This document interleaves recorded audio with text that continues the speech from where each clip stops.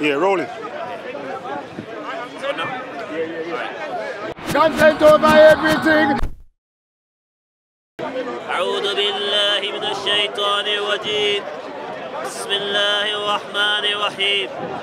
والصلاة والسلام على الأنبياء المرسلين والنبي محمد صلى الله عليه وسلم. وأشهد أن لا إله إلا الله وحده لا شريك له. وأشهد أن محمدا عبده ورسول الله صلى الله عليه وسلم. أما بعد. I seek refuge in Allah from the curse of Shaitan. In the name of Allah, most gracious and most merciful. Peace and prayers be upon all the prophets, and the last of them is the Prophet Muhammad sallallahu alaihi wasallam. Today my topic is to explain the clear evidence of Isaiah 42, verse 1 to verse 4. This evidence shows you about the Prophet Muhammad sallallahu alaihi wasallam. It says here, in this evidence, it says, "Behold my servant, in whom I uphold my elect, in whom my soul delighteth. I put my spirit upon him, and he shall bring forth judgment to the Gentiles. And he shall not cry nor lift up, nor cause his voice to be heard in the streets. A bruised reed, and he shall not break, and a smoking flax. And he shall not quench, and he shall bring forth judgment to the truth. He shall not fail, nor be discouraged, till he have set judgment in the earth, and the hour shall wait for the law," which is the Sharia, which Muhammad brought from Allah subhanahu wa ta'ala. Verse 10 to 11. "Sing unto the Lord a new song, and his praise from the end of the earth, and go down to the sea, and all therein the isles and the inhabitants thereof.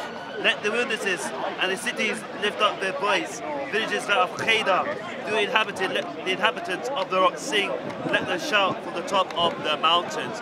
And when we understand this, the fourth son of Ishmael, peace be upon him, found in the book of Genesis chapter 25 verse 13, and the book of 1 Chronicles chapter 1 verse 29 talks about the fourth son of Ismail is Kedar, and also translated in Arabic is called Hadar.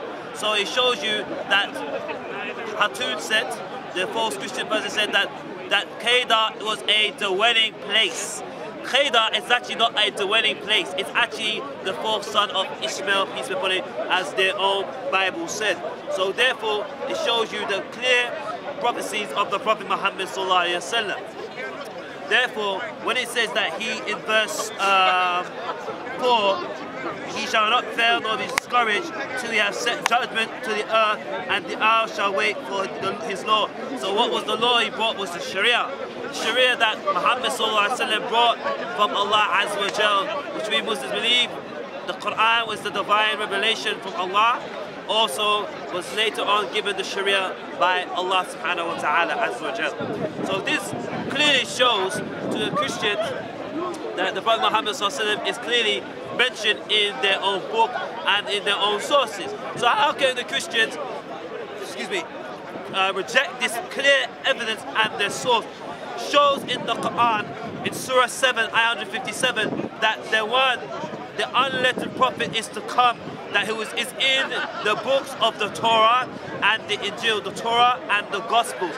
Who is this unlettered prophet? This unlettered prophet is this Ishmaelite prophet, is the Prophet Muhammad sallallahu alaihi wasallam.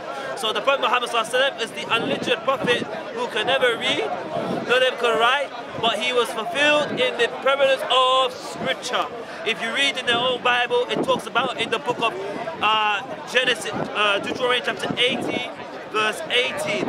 It says, "I shall raise him up unto a prophet like unto Moses, and he shall come out of the brethren, and whatever he shall speak, that I shall command him." So what did God say? God said, who is coming out from the brethren? Among the brethren is among the children of Israel. Among the children of Israel, you have the Ishmaelites, because the Ishmaelites and the Israelites, they are brothers. Bismillah. They are brothers. So this shows you about the last prophet Muhammad sallallahu alaihi wasallam is that Ishmaelite prophet. But when we have to understand, the Prophet Muhammad sallallahu alaihi wasallam was not sent for the Arabs, nor the Quraysh, or even for the people surrounding. He was sent for Rahmati Rabbil Alameen. The Quran says in Surah Al-Anbiya 21, Ayah 107, he is a mercy for the whole of mankind. He's sent as a rahmah for the whole of mankind. But when we look at the message of Jesus, Jesus was sent to the Bani Israel. He was sent for the children of Israel. right? In the book of Matthew 15 verse 24, Matthew chapter 10 verse 5 and 6, and also John chapter 4 22. But the Prophet Muhammad was sent for them as a mercy, as a guidance for the whole of mankind. And that shows you why the Prophet Muhammad was... It's rolling still. Alright. I'm going to check on my other camera. This is recording though. Okay. Bismillahirrahmanirrahim. والصلاة والصلاة على أنبياء المرسلين والنبي محمد صلى الله عليه وسلم أما بعد. So Jesus, peace be upon him, he prophesies also the early advent of the Prophet Muhammad صلى الله عليه وسلم. And he said that the Spirit of truth shall come and shall guide you into all truth. In the book of John chapter 16 verse 12 to verse 14 shows the early advent of the Prophet Muhammad is to come. And then when you read in the book of Songs of Solomon chapter 5 verse 10 to verse 16, it gives you the clear description about the Prophet Muhammad, this Ishmaelite prophet, the one who is coming for Khayda, the one who is coming for Khayda. This shows you that the Prophet Muhammad is the final messenger of Almighty God Almighty.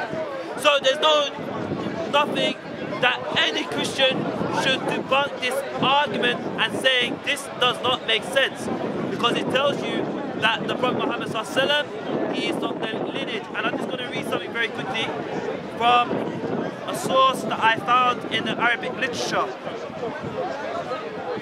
And it says this, shows you, spare me 1 second.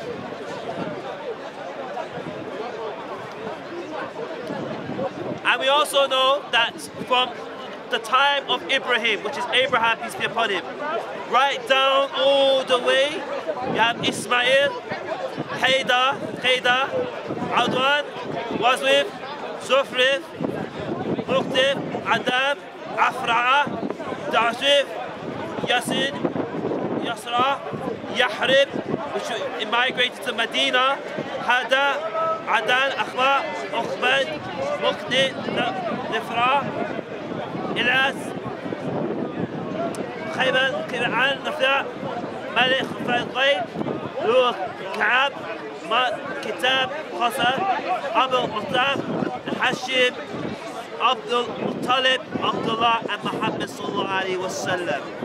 Clearly distinction from Isaiah 42, verse 1 to 17. Now, who is from the line of Kedar? Who is from the line of Kedar? Is Jesus from the line of Kedar? No, Jesus is not from the line of Kedar, because Jesus is a Jew, and he's from the line of Judah.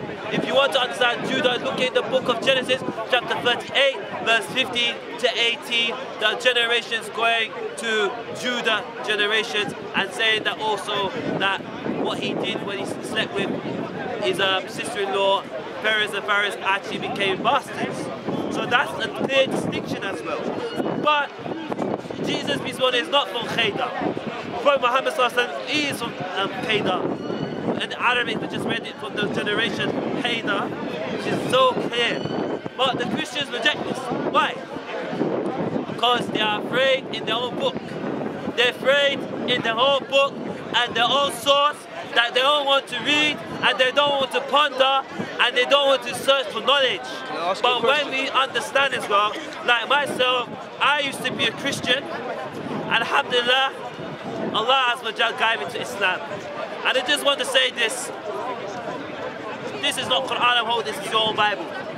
Shows you should follow the last prophet, the Prophet Muhammad ﷺ. The last prophet is revealed in this book, the Ishmaelite prophet, that should follow. Not you thinking your own church pastors or your own leaders. The last prophet is the Prophet Muhammad ﷺ, the unlettered prophet. Found in Surah Araf, chapter 7, ayah 157, they will find the unlettered prophet revealed in the Torah and the Injil. So who is the one in the Torah and the Injil? It's not Jesus, peace be upon him. It's Muhammad ibn Abdullah sallallahu alayhi wa sallam. So why are the Christians denying the last prophet is the line of Ismail alayhi salam, coming from Khayda, that Khayda is not a dwelling place in the Arabian Peninsula, but just in Arabia. It is actually the fourth son of Ismail alayhi salam in Genesis 25 verse 13 and 1 Chronicles chapter 1:29. Because I told you, this is clear evidence for you And there is the ones can never say nobody told you this, because this is a clear proof for you today to accept Islam as the ultimate salvation, to accept the last prophet, to accept Islam as your final guidance, as the final huda, and to accept the final prophet, the Prophet Muhammad sallallahu alaihi wasallam. Now, if I as a Christian to accept the last prophet Muhammad sallallahu alaihi wasallam, what is it stopping you today to accept Islam and the last prophet Muhammad sallallahu alaihi wasallam? So I'll give you all the evidence here today to find about Islam and to do your research today. Allah guide you truth and guide you in the straight path. وقول يا استغفر الله غفور رحيم سبحانك وعزة عام سوء سبحانك الحمد لله رب العالمين. I want to take content for this time. Thank you, Leon, as well. Allah guide him as well, and the viewers as well. Assalamu alaikum wa rahmatullahi wa barakatuh. Thank you. From your Come, man, say it straight. Man, don't listen to BBC. Man, don't listen to ITV. Listen! COE! Man, don't listen to BBC. Man, don't listen to ITV. I don't even listen to Sky YG. I just listen to COE! Man, don't listen to BBC. Man, don't listen to ITV. I don't even listen to Sky YG. Man, just listen to COE! Man, just listen to COE! Man, just listen to COE! If you see me, it's COE! Content over everything. COE!